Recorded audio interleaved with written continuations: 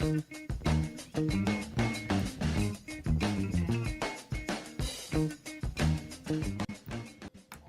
and welcome to the History of Travel and Tourism Part 2, where we will be looking at the contribution of Thomas Cook to the global tourism industry and the beginnings of mass tourism. Thomas Cook was really the first mass package tourism operator. Now, he made use of the growing railway system throughout initially the United Kingdom and eventually continental Europe as well. Now, this all started in 1841 when Thomas Cook arranged for travel to a Temperance Society meeting. The Temperance Society was very strongly opposed to the consumption of alcohol and people frequenting public houses or pubs, or bars as they're referred to in the United States. So he was all about temperance, preventing people from drinking, providing them with opportunities for distraction from drinking in pubs and bars, but giving them something fun to do. So he started by taking a bunch of people on rail excursions. In 1846, he took 500 people from Leicester on a tour of Scotland. By 1865, he was running tours to Egypt. In 1872, he was offering a 212-day round-the-world tour, which included a steamship across the Atlantic, a stagecoach from the east to west coast of America, a paddle steamer to Japan, and an overland journey across China and India. What a trip like this would have been in 1872. I'd like to show you a video now which explains how Thomas Cook came up with this idea, the obstacles that he had to overcome in order to become a mass tourism operator, and then ultimately the impact that this kind of tourism development had on previously rural communities in Europe.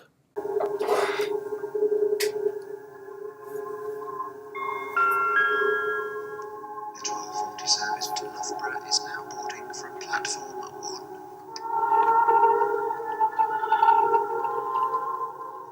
Excited by the arrival of the railway in Leicester, Thomas Cook, a Baptist missionary and publisher of religious and temperance tracts, wrote in his journal, "What a glorious thing it would be if the newly developed powers of railways and locomotion could be made subservient to the promotion of temperance."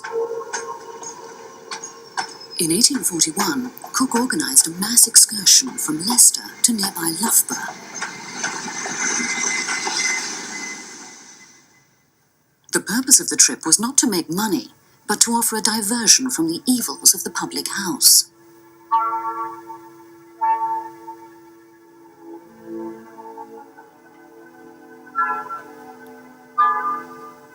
Encouraged by the success of this first excursion, Cook went on to organise tours on a commercial basis. As new rail and sea links were forged, so Cook offered excursions to more and more distant destinations. He produced guidebooks and brochures with the same evangelical zeal he'd once applied to his religious and temperance publications. And only 30 years after his first venture, Cook was planning the first commercial trip around the world. His first major tour to the continent was in 1855. But Cook lost money, and the reason that he lost money was that he had not been able to come to a decent deal with the railway companies. What he required was cheap rates, and he promised in return for cheap rates to give mass tourism. And that really was the essence of what Cook did. Cheap rates in return for a huge mass of tourists. And it wasn't until 1862 that he really broke through with a route through Newhaven and Dieppe. But he was able to say it's cheaper and quicker to go to Paris than it is to go to Edinburgh. And this was a major breakthrough because once they got to Paris, the whole of Europe was on their doorstep and they could go elsewhere. Cook himself based many of his tours on the work of the two great guidebook writers, Murray and Baedeker. And in fact, his first Swiss tour followed the route recommended by Murray, so that what they were seeing was what Murray told them to see, and Murray had been there and had discovered what the most important things were, and that's what they saw. Half a mile of the valley, and we turned to make the ascent of the Montanvert. Up its zigzag paths we toil.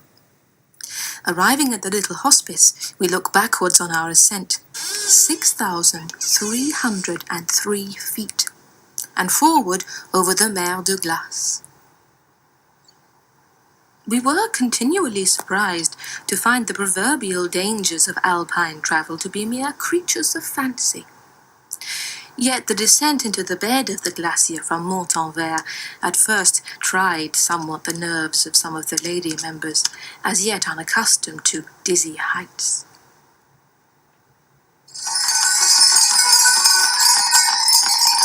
Six years after his pioneering venture to Switzerland, Thomas Cook turned his attention eastwards. The treasures along the banks of the Nile had been attracting wealthy travellers for some decades. It was the imminent opening of the Suez Canal, however, that provided the impetus for Cook to organise his first trip to Egypt and the Holy Land in 1869. 125 years later, Thomas Cook Holidays are still taking tourists to see the sights of Egypt. Their contemporary brochure harks back to the days when Thomas Cook's palatial paddle steamers dominated the great river.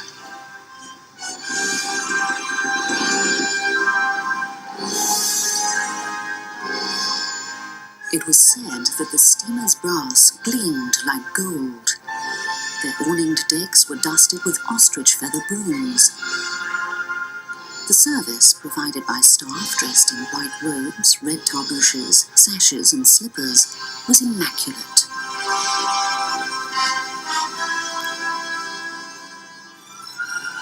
What Cook did was to make the tourist industry in Egypt so successful. Somebody said later on in the 1890s that Cairo was a suburb of London. He dragged large numbers of people across. It was the fashionable place to be. And it turned him from being simply a tourist agent into being what many people described as the uncrowned king of Egypt. Because he was running, by the 1890s, he was running the biggest industry, apart from agriculture, in the whole country. By now, the tourist business was earning considerable amounts of money, but religion continued to take priority in Thomas Cook's life.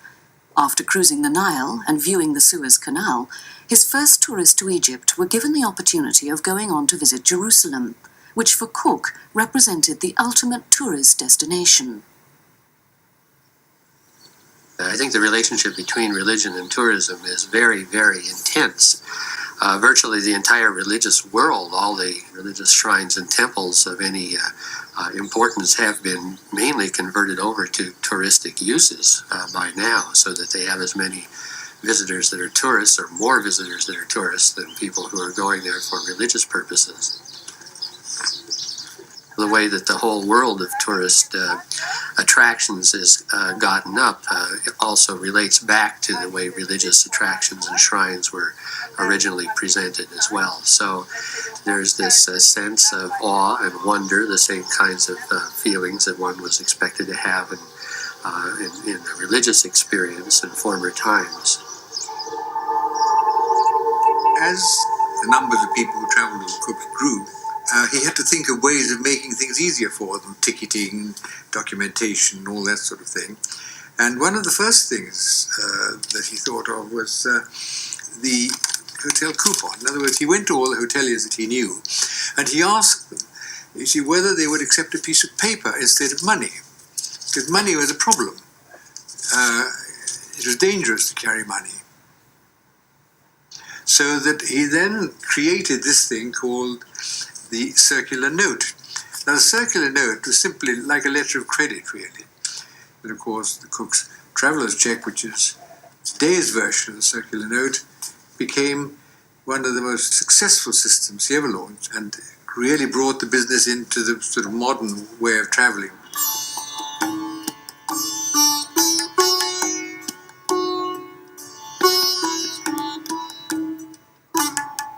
Thomas Cook saw the Around the World tour as the last major challenge. This would be the final achievement and would establish him, I think, as the great tourist leader of all time. And the interesting thing about this was that Jules Verne, who wrote Round the World in 80 Days, saw one of the Cook posters talking about the Round the World tour. And this excited him with the idea that it was possible to go around the world. The new links, the Suez Canal, the Transcontinental Railway, made it possible to link up the various timetables and to go around the world in 80 days. And this is where that novel may well have come from. Cook himself, of course, went round the world in 222 days, so it was a much more leisurely affair, but he was seeing the sights as he went.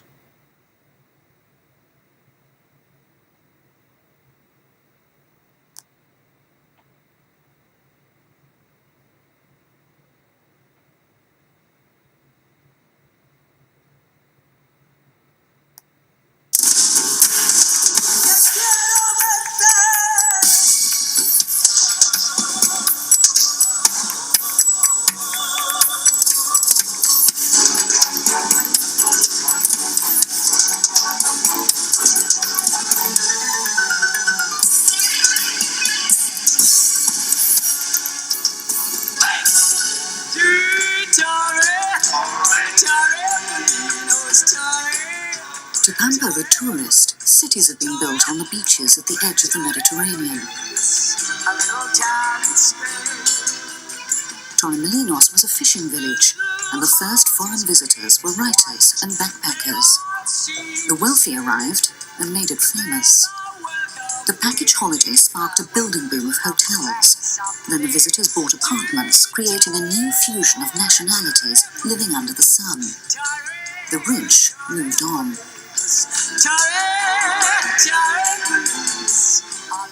The package holiday was created around a surplus of pilots and aeroplanes after the war.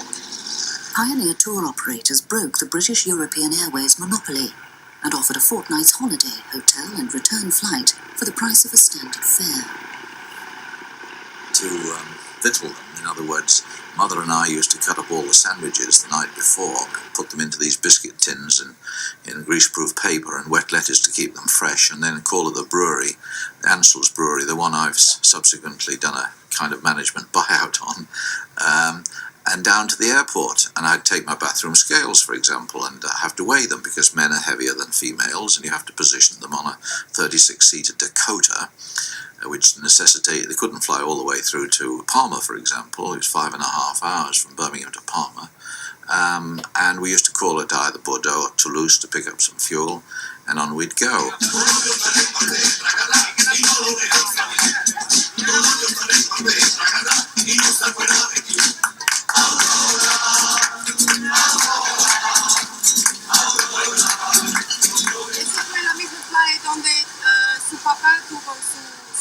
Exactamente, más o menos todo esto antes era barcos por todos los sitios, había solamente unas pequeñas parcelas de hamacas en la otra parte de allí, en lo cual yo vendía refresco, gaseosa, Coca-Cola con 2 cubos por la playa, hace ya de esto 35 años, tenía yo 8 años o 9 años. Mi padre, hombre, estaría muy orgulloso de mí, de ver el progreso y estaría muy orgulloso. In 1928, a register of tourism was created by King Alfonso XIII, and soon after the first hotel opened in Torremolinos. The Hotel Santa Clara was formerly a fortress built on a headland. The Hotel Pez Espada was the first high-rise building constructed on the beach. For the Costa del Sol in 1959, it pioneered an international style that quickly became a standard, with ensuite bathrooms and a balcony for each room. It wasn't very Spanish, but it was luxury. We had to teach the staff too. And all the staff came from the little village around Costa del Sol, from the inland. There was a problem because they came from a very humble and very primitive way of life. And suddenly, 50 kilometers distance, they were immersed in such a life that we are used to. Pero aquí tenían fama las camareras. y no se le llamaba por su nombre, la muñeca, la guapa. Para mí fue de fantasía. Nochevieja me pasaba a guardar ropa y entonces eso fue ya deslumbrante, deslumbrante porque yo tenía 18 años. Después también me pasaron a piscina, que hacía por las tardes piscina, y también pues disfrutaba mucho porque no salía todavía los bañadores ni los tangas ni nada y yo los vi en piscina, que me acuerdo que en aquellos tiempos se asombraba una. Que sí, no le digo que a nosotros nos ha abierto muchísimo los ojos el turismo y no había que, y antes eso era agobiante. Y hubo quien vio problemas para las tradiciones españolas o para la moral. Tengo que decir que algunos estudios que hicimos entonces demostraron que los riesgos no eran tan importantes como las ventajas. Y siempre me acuerdo de las palabras de un arzobispo que yo tenía por sabio y por santo, el arzobispo de Granada, que me dijo, ya sé que le van a decir a usted, y a mí me lo dicen, que esto va a traer costumbres corrompidas, etc. Ustedes, me dijo, están resolviendo el problema más grave, que es el de la miseria, y con eso ya iremos resolviendo los demás. Y creo que aquel buen arzobispo tenía razón.